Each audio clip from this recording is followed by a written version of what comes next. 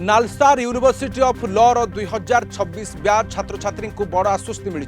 ए batch रो छात्र छात्री आईन पाठ शेष करबा परे वकील भाव में काम करने जो पंजीकरण आवश्यक ताहा उपर लगा जाइथिबा रो को bar council of India BCI प्रत्याहार करिछि। पूर्वरु बीसीआई समस्त स्टेट बार काउंसिल को नालसार रो 2026 ब्याच छात्र छात्री को वकील भाव में पंजीकरण न करने को कहिथिला। अर्थात आईन डिग्री पाइबा परे मध्य सेमाने तुरंत वकील भाव में काम आरंभ करि पारि नथान्ते। विवादर कारण थिला जे नालसार रो कन्वोकेशन को प्रधान विचारपति जस्टिस सूर्यकांत को संभाव्य आगमन को नहीं किछि छात्र छात्री विरोध अभियान यह बीसीआई कठोर आभिमुख्य नेबा सहित विश्वविद्यालय ठारू रिपोर्ट मागिथिला। तेबे पूरा ब्याच छात्र छात्री उपर एभली रोक लगाइबा को नहीं प्रश्न उठिबा परे बीसीआई निज निष्पत्ति प्रत्याहार करिछि। फल एबे 2026 ब्याच योग्य छात्र छात्री पूर्व भली वकील भाव में पंजीकरण पई आवेदन करि परिबे।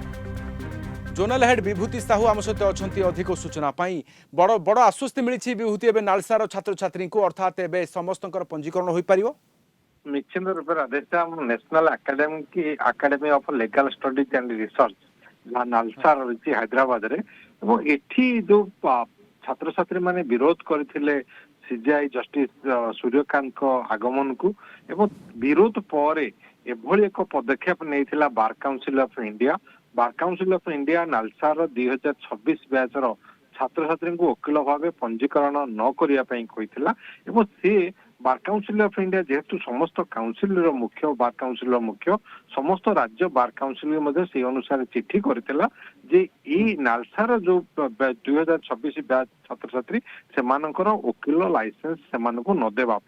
किंतु परवर्ती समय वर्तमान बार काउंसिल ऑफ इंडिया ये चिंताधारा परिवर्तन करिछि एवं प्रत्याहार कर नहीं ये गोटे बड़ आश्वस्ति नालसार जो 2026 बैच पिला जो माने छात्र छात्री माने जो माने पास आउट होउछन्ती एवं ये कन्वोकेशन रे प्रधान विचारपति जोग देबार थिला। माननीय प्रधान विचारपति आसीबा पूर्वरु ताकू प्रधान विचारपतिंकर किछि मंतव्य जहाँ की विशेष भाव जुलाई 20 तारिख रे जो प्रतिवाद होता दिल्ली रे जंतर मंतर ठारे एवं तार जो वीडियो प्रदर्शित होता ता गोटे त्रुटि होता बुझा प्रधान विचारपति जहाँ कहवाक चाहिए एवं गणमाध्यम रे जहाँ आसला से नहीं कि एपट सेपट रही जोटा को कि विरोध करते विभूति दुईटी दिग को देखा जाई पारे कि जे बीसीआई कहीं निज आदेश को बदलाई जेहेतु अधिकांश छात्र निर्दोष कारण होछि जे समस्त एथिरे अंशभुक्त नुहंती बा अंतर्भुक्त नथिले विरोध करिबारे एवं आउ गोटे कथा जे छात्रनकर भविष्यत रहुछि सेमानकर भविष्यत को ये सुरक्षा देबा पय बीसीआई निजर निष्पत्ति को बदलाई कि निश्चित रूपे ये दुईटा होछि प्रमुख कारण काहेकि आपण जानिछंती जो छात्र छात्री माने विरोध करथिले सेमाने समस्त छात्र छात्री नुह एवं नालसार जो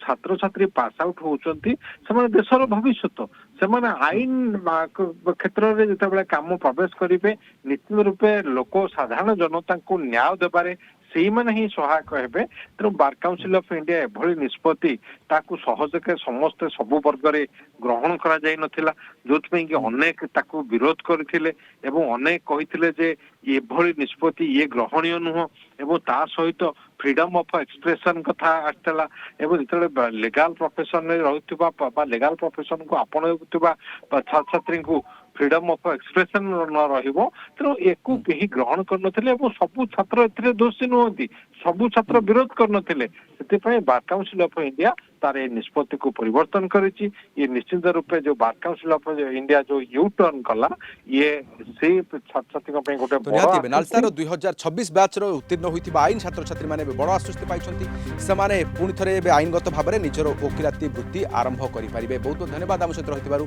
विभूति साहू रहितिले कटक जोनल हेड ए संपर्क अधिक सूचना पाई।